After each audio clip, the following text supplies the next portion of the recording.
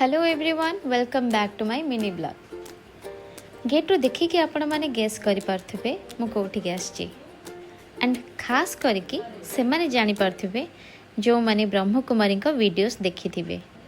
आज्ञा हाँ, मु आज आसची प्रजापति ब्रह्म कुमारी आश्रम को। मते मो शूटिंग रो बिजी लाइफ भितरे जेबे जेबे ऑफ मिले मु एठी आसे मेडिटेशन पाई।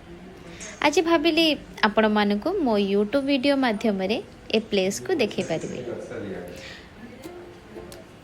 आपण माने देखि पारथिबे केते सुंदर ए जगह है। आ एठी एक्चुअली मेडिटेशन दिया जाए। बाबा का आश्रम एटा मु बहुत थरे एठी के आछि। आ एथरा भाविली कि मो टिके वीडियो करके आपण मानक साथ शेयर करिवे। मैं सृष्टि का स्थापना पालना विनाश का काम कराता हूँ। इस तरफ दिखाए महाभारत लड़ाई, परंतु ये कोई हिंसा की लड़ाई नहीं थी, क्योंकि देवताओं ने कभी हिंसा के कारोबार नहीं करेंगे। वो अहिंसक लड़ाई था।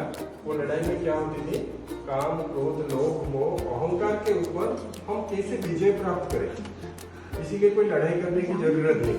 परमात्मा ने आकर इसीलिए सब ब्रह्मा कुमार भाई बहनों को परमात्मा का परिचय प्रजापिता ब्रह्मांड के द्वारा देते हैं।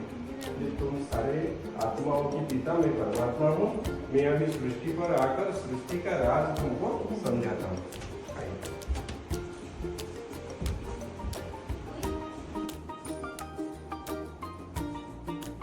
इस सृष्टि कैसे गुरा, जैसे आप बचपन से आकर कितनी उम्र में पहुंच गए, धीरे धीरे बढ़ते जाते हैं। इसी सृष्टि भी एक दिन छोटा था, जिसको सतयुग बोलते थे।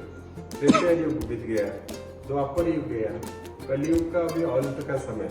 हम सब दुखी है, ईश्वर को पुकार रहे हैं, आकर सुख शांति दो। परंतु सुख शांति जिस दुनिया में थी, उस दुनिया को जाने के लिए हमारे अंदर आज गुण नहीं है।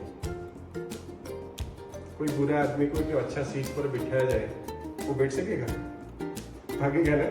इससे यहाँ का जो चरित्र हमारे अंदर है, हमको इसी दुनिया में कोई भेज दे, हमको अच्छा भी नहीं लगेगा। इसीलिए यहाँ हमको पढ़ाया जाता है, इस दुनिया में जाने के लिए हमको क्या पढ़ना है। इसी के अंदर हम 84 जन्म ले लिए। जन्म मृत्यु में जब सृष्टि में नारी को लक्ष्मी कहा जाता था, नर को नारायण कहा जाता था। आज भी वही नारी है, कोई उसको लक्ष्मी नहीं बोलते। नर भी है, कोई उसको नारायण नहीं बोलते। कोई मानव बोलते हैं, कोई दानव बोलते हैं, नहीं तो कोई असुर बोलते हैं। नारी को कोई लक्ष्मी नहीं बोलते, कोई हतलक्ष्मी कहते हैं, क्या क्या बोलते हैं हम सुनते। परंतु क्या हुआ, चरित्र तो कुछ बदल गया, चित्र तो सेम है। अभी हमको चरित्र को बदलाने के लिए परमात्मा ने आकर इस सृष्टि का सारा राज बताते, कैसे आत्माएं जन्म मृत्यु में आती है, कौन से युग में कितने जन्म लेते हैं, धीरे धीरे जन्म मृत्यु की संख्या कैसे बढ़ती बढ़ती दुनिया की हालत क्या हो गई। इसी वक्त परमात्मा ने आकर सभी को इस सृष्टि की सारी राज के बारे में बताने के लिए एक विद्यालय खुला, जिस विद्यालय में सभी को पढ़ने की छुट्टी है और मुफ्त में भी पढ़ाई किया जाता है, क्योंकि वो सभी आत्माओं के पिता है। जिसके पिता की विद्यालय होगा उसको कौन फी मांगेगा।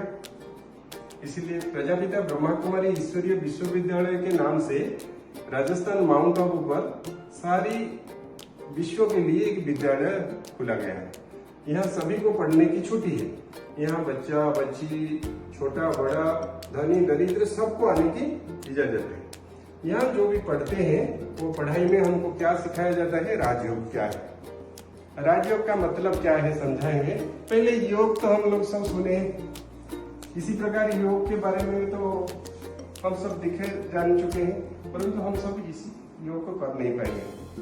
इसीलिए हमको सहज विधि परमात्मा ने आकर बताते हैं कि तुम सब बच्चों को इतना मेहनत देखकर मुझे अच्छा नहीं लगेगा, क्योंकि किसी बाप को अच्छा लगेगा क्या बच्चे ज्यादा मेहनत करेंगे। तो परमात्मा ने आकर हमको राजयोग सिखाते हैं। इसे राजयोग सीखने वालों को ये 8 शक्तियां प्राप्त होती है।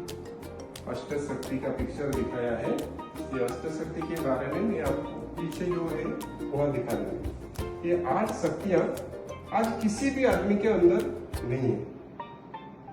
ये क्या क्या शक्ति है आपको बाद में बता देंगे। ये माउंट आबू में हम जब जाते हैं वहाँ मेडिटेशन के सुख लेते हैं। इतनी सुंदर जगह है, घंटों घंटों तक बैठे रहेंगे। इतनी आनंद का अनुभव होगा, करोड़ों रुपया में वो महसूस नहीं कर पाएंगे। जो राजयोग रोज करते हैं उनकी जीवन बहुत हल्का होती है, उनको एक नई दुनिया, स्वर्ग की दुनिया के प्रति आकर्षित होना लगता है। चलिए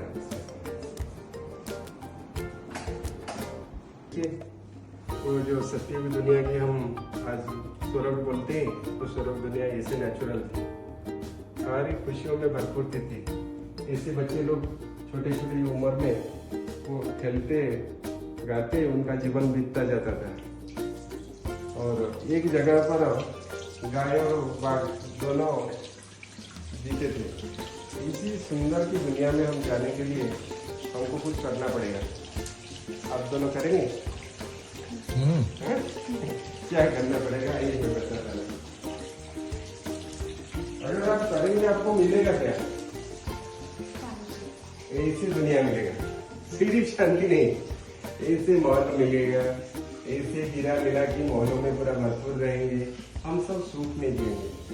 हम लोगों को सब सुख पसंद है ना, परंतु इसी दुनिया में आजकल आज हमारे पास ऐसा सुख है, आधा घंटा सुख है तो और 23 घंटा सुख बदल जाता है। इसीलिए परमात्मा ने आकर हमको 4 रोज आधा घंटा मांगते हैं और कुछ नहीं। 4 रोज आधा घंटा कोई भी विद्यालय की, इसी अनुष्ठान की विद्यालय में जाइए और वहाँ की पढ़ाई को सुनिए। जिस परिवार में सब सुखी रहेंगे। ऐसे परिवार को जाने के लिए आपको निमंत्रण है। आप कहीं भी 4 रोज। ଆଉ ହଁ, ଏ ପ୍ଲେସ୍ ଦେଖିକି ଆପଣମାନଙ୍କୁ କେମିତି ଲାଗିଲା ମୋତେ କମେଣ୍ଟ ବକ୍ସରେ ନିଶ୍ଚୟ ଜଣାଇବେ। ଆପଣ ତ ପୁରା ଓଡ଼ିଆ ବୁଝିବେ। ହଁ ମୁଁ ଓଡ଼ିଆ ବୁଝେ ନା। ଏଠି ଦିଟା ବକ୍ସ ଅଛି ଦେଖୁଛନ୍ତି, ଏଥିରେ କ'ଣ ହେଉଥିବ କହିଲେ? ଏଇଠି ଆମେ କାହା ସହିତ କାହାର କୌଣସି ପ୍ରକାରର ମନର କଥାବାର୍ତ୍ତା କରୁନା। ବକ୍ସରେ ଲେଟର ଲେଖିବୁ, ପକେଇଦେବୁ, ମେଡିଟେସନରେ ବସିବୁ କିମ୍ବା ତା ପରଦିନ ସ୍ପିରିଚୁଆଲ କ୍ଲାସକୁ ୱେଟ୍ କରିବୁ। ସଲ୍ୟୁସନ୍ ପୁରା